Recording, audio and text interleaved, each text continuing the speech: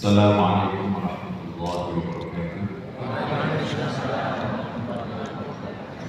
Alhamdulillahirabbil alamin wassalatu wassalamu ala asyrofil anbiya'i wal mursalin wa ala alihi wa sahbihi ajma'in. Amma ba'du. Yang saya hormati para kiai, para asatidz, kiai, para bapak, para ibu yang hadir pada ijazah bil khairat di Asfal. Ini entah yang berapa kali sudah sering di sini. Alhamdulillah pada siang hari ini kita bisa berkumpul bermuajahah dalam rangka menguatkan tekad dan niat kita untuk taqarruban ilallah wa ta'abbudan bihi. Kita kumpul di sini pengen mendapatkan ijazah dalam diri membacakan sholawat. Syukur-syukur ada di antara santri yang mau bersama dengan saudara. Niatnya betul-betul pengen taqarruban ilallah, mendekat kepada Allah wa ta'abbudan bihi, dan sebagai bentuk penghambaan kita kepada Allah Subhanahu wa ta'ala. Dengan lurusnya niat ini akan menjadi kuat ibadah itu, bahkan amalan lahir memberikan makna tersendiri bagi kita, menjadi amal soleh yang dicatat oleh Allah Subhanahu wa ta'ala, dan mudah-mudahan dengan mengamalkannya semakin dekat kita dengan Allah Subhanahu wa ta'ala. Kenapa demikian? Karena kalau sudah dekat, kata Allah, wala in sa'alani la'u'tiyanna. Kalau kita dekat dengan Allah, maka niscaya Allah akan memberikan ya apa yang kita mohon, apa yang kita minta.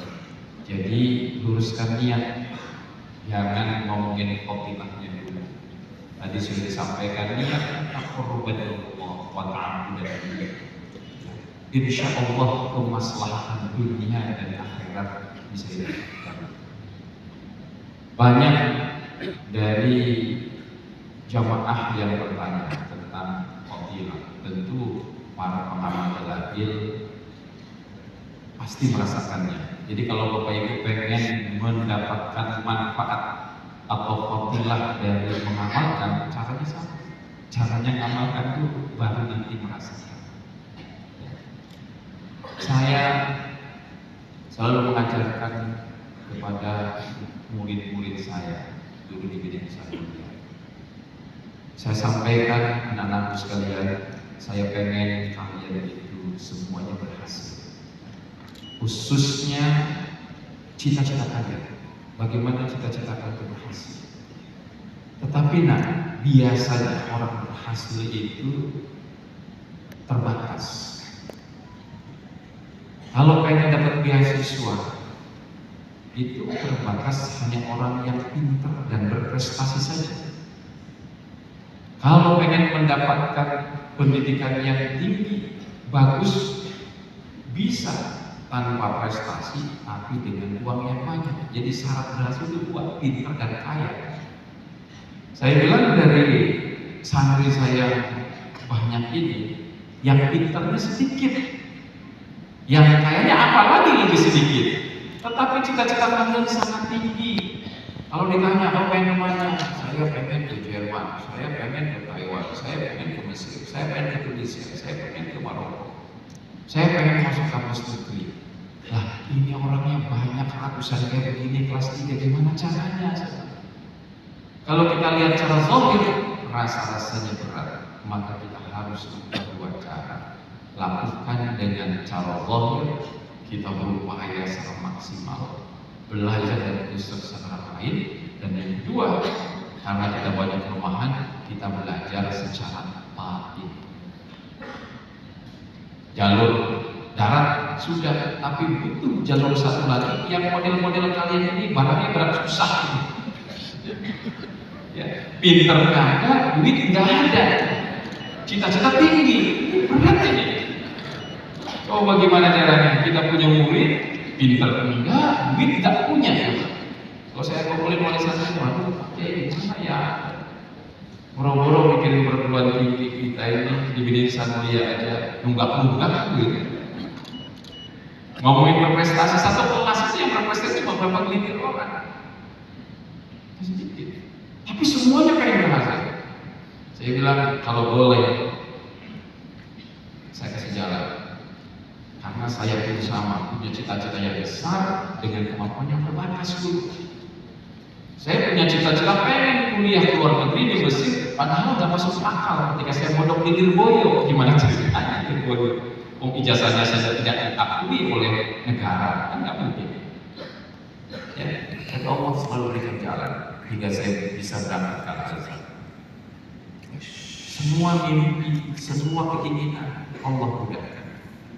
Saya sampaikan, karena yang namanya pengamal itu pasti menghadapi kesulitan, karena hidup itu isinya adalah masalah.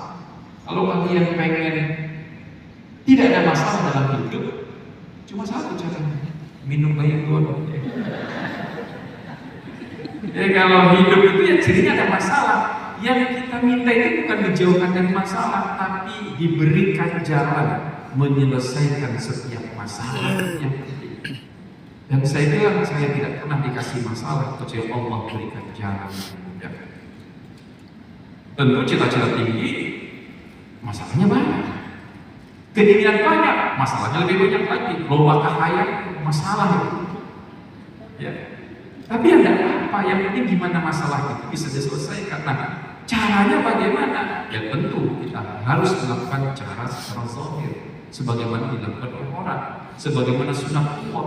Tapi kita butuh pertolongan Allah.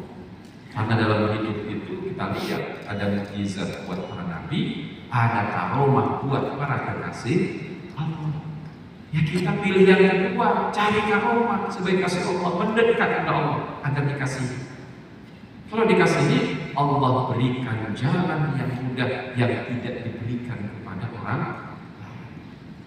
Jadi saya bilang udah kalau gitu yang kelas 3 kalian berpuasa. Udah lah kelas 3 awal. Awalnya sih santri awal masih sedikit, santri nggak mampu kirakan udah lagi. Dulu ingat pertama itu sholawat Nabi ya. Jadi di satu itu tiap ba'da maghrib sampai isya semua santri sholawat Nabi ya. Level dasar. Sudah dapat 2 tahun naik lagi, hilangnya Nabiahnya ganti tirakat puasa 1 tahun Al-Quran. Berhasil. Semua puasa 1 tahun Al-Quran.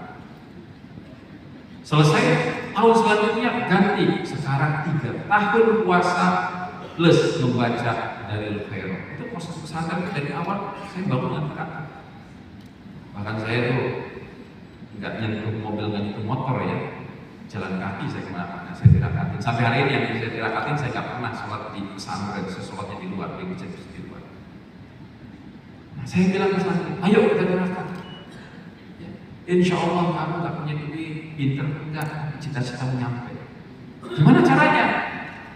Serahkan semuanya kepada Allah. Nggak ada yang lain. Nah ini juga begini. Dan luar biasa. Ini karomah yang saya rasakan dengan anak luar biasa. Dimudahkan jalan semua santri. Di Bidin Samulia, pesantren santai, banyak mainnya. Ya. Tapi lihat kalau akhir tahun 126 melanjutkan ke luar negeri. 100 melanjutkan dalam negeri, semuanya nyampe. Dan banyak saya sendiri nggak masuk akal kok bisa gitu. Bisa orang susah, pengen santrinya kuliah ke Tunisia, jungkir balik berbagai cara nggak tembus. Tidak bisa kuliah lengkap tangguh, rektornya datang ngasih pokuyuk, ngasih beasiswa pada kami 26. Ya selalu. Jadi setiap ada keinginan dari santri, saya cari jalannya, Allah berikan jalan. Bahkan teringat anak-anak itu sudah mulai banyak yang pengen ke Maroko tahun lalu. Ini pengen ke Maroko, aduh, kalau lewat Maroko cuma 2 jalan. Yang pertama lewat Kemenang, yang kedua lewat PBNU. Dua-duanya kurang chemistry dengan Bidin Samulia.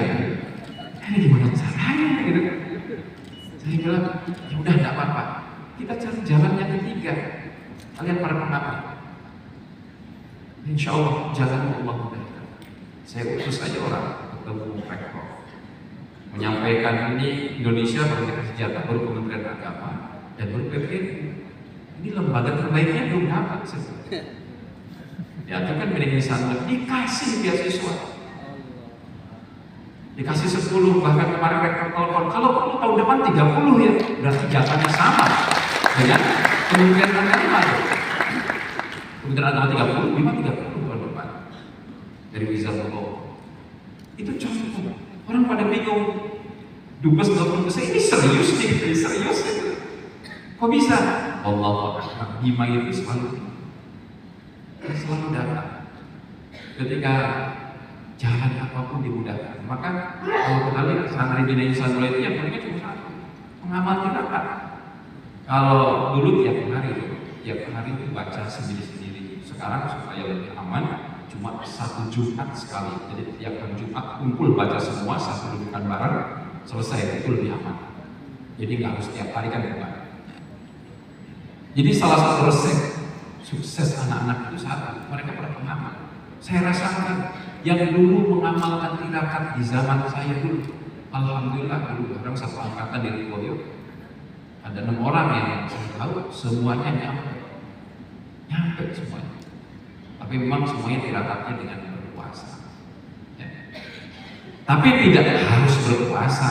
Saya mendapatkan ijazah dari Idris Marzuki Dalagil tanpa puasa di Riwoyo. Mendapatkan ijazah juga dari Habib Muhammad, ya itu tanpa puasa. Dari ayah saya juga tanpa puasa. Dari Kiai Kencong dapat ijazah tanpa puasa juga cukup baca. Cuma satu yang saya dapatkan ijazah sambil berpuasa dari Kiai Basir Jepul Kudus. Dan konon katanya kalau dengan puasa itu lebih dahsyat tirakatnya karena di situ ada tazkiyatun nafs, ya, ada pembersihan jiwa kita lewat puasa tadi.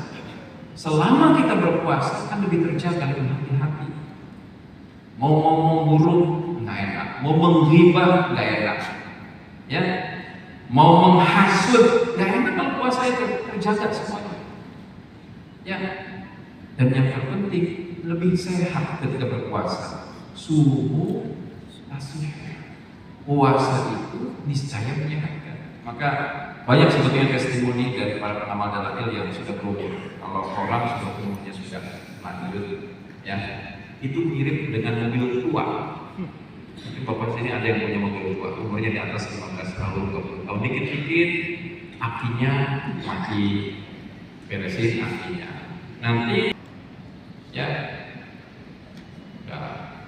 salah satu ternyata yang saya lihat dengan berpuasa itu orang berumur sehat. Saya katakan beberapa orang yang mengamal dalil itu yang sudah 1 tahun, 2 tahun datang sudah mulai, oh, pakai alhamdulillah sama berat saya sekarang nggak kampuh. Jadi dengan apa? Dengan puasa. Dan puasa itu memang terbuktikan. Tidak usah puasa sebetulnya. Ya, kalau kita makan secara teratur, kan ada tuh sekarang yang puasa 16 jam, tidak makan 16 jam. Kalau para pejabat rata-rata sekarang nggak puasa mereka, tapi tidak makan 16 jam. Kok kenapa para pejabat Indonesia lagi usia semuanya 16 jam nggak mau makan banyak makanan? Karena dia tahu badannya selalu fit. Kalau 16 jam nggak makan, itu sel-sel yang mati itu langsung terjadi regenerasi lagi. Itu sehat. Kalau pejabatnya sampai jam 11, sampai jam 6 sore dia berhenti makan. Nanti makan lagi jam 11 siang karena mereka susah kalau puasa. Kalau puasa kan nggak makan di acara kan nggak enak. Contoh, itu dibuktikan orang barat saja melakukan puasa dari makanan 16 jam. Sebetulnya dalam agama kita pun sama, sumur tasbih. Jadi kalau ibu-ibu, bapak-bapak yang nggak sehat, kurang sehat, salah satu caranya adalah berpuasa, sumur tasbih. Emang kalau puasa di Timur Tengah rata-rata 16 jam juga, betul. Ya, karena bukanya jam 8, jam 9, ya. Sahurnya jam 4, jam 3. Jadi panjang, menyehatkan. Itu yang saya kira penting juga dipahami. Ini bagi yang tua-tua saja, banyak yang umurnya 50 tahun. Ini penyakitnya gula, penyakitnya apa, puasa. Tapi harus teratur, harus ada sahurnya. Insya Allah menyehatkan. Ini tanpa ngomongin fadilah sholawatnya ya, tapi dari mengatur makan saja sudah luar biasa. Saya berharap sih dari sekian banyak 1.000 orang yang datang ini mudah-mudahan adalah 500-nya yang mau berpuasa, karena akan merasakan. Ya, amin. Siap berpuasa di sebagian, siap ya. Tapi lihat Rasulullah sendiri dalam respon dua sahabat berbeda. Yang satu dibolehkan puasa saum dahar, yang satu tidak diperbolehkan. Artinya memang tidak boleh semuanya puasa di sini. Ya, bahaya, bisa rusak semuanya. Ada yang suaminya nggak mengizinkan, nggak boleh. Kata suaminya, nggak boleh kamu puasa. Ya nggak usah. Kita maksa suaminya kawin lagi. Suami ini aneh-aneh, jadi istri harus dapat izin dari suami, harus aman di situ. Tidak semuanya ya. Jadi lihat situasi dan kondisi. Ya. Atau yang memang menurut dokter tidak diperbolehkan, jangan maksa. Ya, yang diperbolehkan ya silahkan, boleh melaksanakan yang puasa. Jadi itu intinya, yang penting adalah mengamalkan dalil ini. Boleh dengan membaca, boleh dengan sambil berpuasa, tapi ahsan, lebih baik dengan berpuasa. Saya 3 tahun di Lirboyo, sampai ke Banten masih puasa, ke Mesir 2 tahun masih puasa. Kesalahan saya satu, saya masuk jurusan filsafat, diacak-acak kepala saya, ini tinggalin tirakatnya. Tahun ketiga itu Al-Azhar. Kalau nggak masuk filsafat, masuk ke tafsir, kayaknya terus saya puasa sampai sekarang ya. Jadi baru puasa lagi ketika masuk pesantren, baru tirakat lagi. Nah, bagaimana karawah yang dirasakan pesantren luar biasa? Bapak Ibu semuanya, banyak yang bertanya, apa sih resep ini Sandal Baik Utama? Resepnya sebetulnya kan tirakat. Karena saya sendiri merasakan banyak yang mungkin menurut akal sehat saya sendiri gitu, kok bisa gitu ya? Kok bisa? Saya sendiri kadang-kadang heran, kok bisa? Gitu. Ketika kita sadar ya, ngobrol sama Ustaz Rifai tadi, Ustaz Rifai nanya, saya pakai tanah udah berapa hektar? Ini per hari ini sudah 86 hektar. Ya. Bahkan sekarang sedang pembebasan lagi di lahan yang ketiga di tempat wisata, pembebasan lagi. Dan mudah-mudah saja. Orang nanya kita ini memperluas hektar aja susah, kok puluhan hektar. Saya bilang insya Allah Desember 100 hektar saja. Allah. Ya. Perkembangan pesantren yang cepat, nyampe angka 4.000 dari sekian hanya dalam 10 tahun. Padahal kita nggak ada pelangnya, nggak ada gerbang pintu masuknya. Ya, coba masuk ke 5, ada nggak pelangnya? Mah dilarang, nggak boleh ada pelang. Dari dinas saja pasang pelang, bilang sana saya coba, nggak boleh ada pelangnya. Nanti nggak kelihatan karomahnya. Tanpa pelang, tanpa gerbang, tanpa manusia. Ya, itu saya berserah kepada Allah Subhanahu Wa Taala. Ya, banyak banget. Ya, yang saya rasakan, Asati juga rasakan. Jadi saya berharap jamaah ini banyak yang mau berpuasa. Ya, tapi ingat namanya doa, ingat hadis Rasul yang ayyuhan nas innallaha thayyibun la yaqbalu illa thayyiban.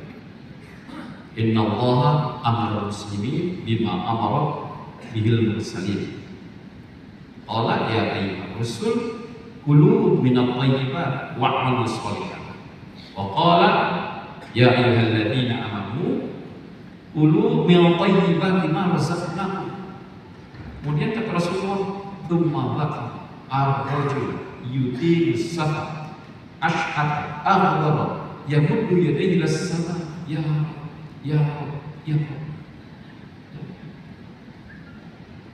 Ini menceritakan soal laki, tapi yang masalahnya wa mat'amuhu haram wa mashrubuhu haram Wal malbasu haramun wa ghudhiya bil haram. Fa anna yustajabu lidzalik. Ini contoh dalam hadis tentang kekuatan doa. Itu tidak cukup kita dengan dalil saja, tapi dibutuhkan kita harus menjaga dari barang-barang yang haram dan menjaga dari barang-barang yang syubhat. Kenapa? Karena di situ diperintahkan kepada manusia untuk memakan dari makanan yang baik, yang halal. Karena Allah sendiri tidak menerima, Allah thayyib, tidak menerima yang buruk. Layak baru kita thayyib. Dan perintah Allah kepada para rasul, kepada juga umat-umatnya, mereka diperintahkan untuk memakan makanan yang baik. Yang baik ini adalah yang halal. Nah, hadis ini diakhiri Rasulullah kemudian menceritakan seorang laki-laki yang melakukan perjalanan jauh, rambutnya awut-awutan, acak-acakan, itu baru berdebu badannya, sudah pakaiannya sudah kotor, rambutnya nggak diurus, mandi enggak berarti. Ya betul ya dari juga sama. Kemudian dia menengadahkan tangannya ke langit. Ya, dia meminta kepada Allah atas sebuah hajat. Tapi wa mat'amuhu haram. Yang dia makan makanan yang haram. Wa masyrabuhu haramun. Yang dia minum minuman yang haram. Wa malbasuhu haram. Yang dia pakai pakaian yang haram. Wa ghudhiya bil haram. Dan dia juga sarapan pagi juga pakai yang haram. Jadi kata Rasul, fa'anna yustajabu. Bagaimana mungkin doanya diterima? Artinya kalau doa kita pengen diterima, ini sudah mengamalkan galak dijamin oleh Allah dikabul. Ada syaratnya, bereskan makanannya. Karena yang halal ini, ini penting. Haram itu gampang, kalau haram lidhatihi itu kan gampang. Pokoknya haram lidhatihi kan bisa deteksi. Tapi yang repot itu adalah haramun lighairihi. Haram karena yang lain. Haram karena prosesnya.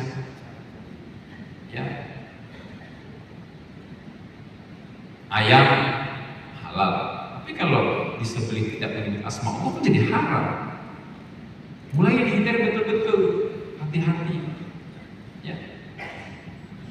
Atau disembelihnya pakai asma Allah, tapi ayam dapat nyuri, sama juga jadi haram gitu. Jadi yang repot dihadapin kita dulu yang kedua, haramun lighairihi. Nah, kita mulai menjaga dengan berpuasa, makanan yang kita makan harus dijaga agar doanya betul-betul diijabah oleh Allah Subhanahu wa Ta'ala.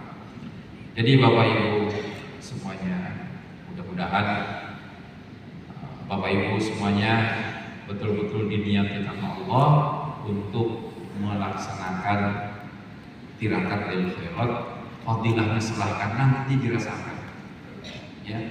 Hadis tadi cuma 6, padahal hadisnya banyak, puluhan ratusan hadisnya tentang fadilah. Cuma kalau disebutkan semua hadisnya dibacakan ini sampai sore dan maghrib. Pokoknya luar biasa. Salawat itu, apalagi bagi para anak. Insya Allah kita tetap akan punya masalah, tapi masalah Allah mudahkan jalannya. Tidak ada masalah itu sudah Allah beri jalan keluar, itu lebih penting ketimbang kita lari dari masalah. Dan pada seluruh pengamal juga, saya berharap bisa istiqomah. Yang berat itu istiqomahnya. Kalau dicek nanti ada berapa yang tirakat? Yang tirakat ada 800 misalkan. Baru 2 bulan dicek lagi, tersisa tinggal 400. Dapat 6 bulan, tersisa tinggal 300. Dapat setahun tinggal 200. Kenapa? Yang berat itu adalah istiqomah. Sekarang kalau ditanya, mana yang berat? Puasa atau baca dalailnya? Puasa atau baca dalailnya? Pasti jawabannya puasanya, karena ibu belum berpuasa. Tapi kalau kita bertanya kepada orang yang mengamalkan dalail, terbalik kenyataannya. Yang berat itu bukan puasa, yang berat itu adalah membaca dalail. Boleh tanya semua yang pernah mengamalkan dalail, mengistiqomahi baca itu lebih sulit ketimbang puasanya. Ibu nggak percaya boleh ketika nanti puasa, ternyata puasanya ringan, tapi menyempatkan waktu untuk membaca, walaupun 15 menit, 20 menit sehari. Kita ini kadang-kadang bolong-bolong. Kenapa? Kan punya kebiasaan, nanti saja siang, habis siang nanti sore, habis sore nanti malam, habis malam tidur nggak sempat, besok nanti digabung, terus saja. Akhirnya dipaksa 1 minggu, nanti 1 minggu aja sekali, 1 minggu tahunya jebol lagi selanjutnya. Ya udah nanti di minggu kedua saja. Yang berat itu baca, bukan puasa. Tidak benar kalau puasa itu berat, yang berat itu adalah baca. Bapak Ibu boleh tanyakan ke semua di Bini Insan Mulia, ada 1000 orang yang puasa. Kalau ditanya ke mereka, nah yang berat puasa apa baca istiqomahnya? Yang berat itu ternyata baca, Ibu. Makanya saya bilang, baca juga gak apa-apa, karena itu lebih berat daripada puasa. Mengistiqomahi itu berat, seminggu sekali 1 khataman atau per hari sesuai hizbnya, itu berat. Coba kalau dibandingkan latihan puasa sebulan itu biasa aja ya, 2 bulan. Paling awal di bulan pertama terasa berat. Nanti kalau udah lepas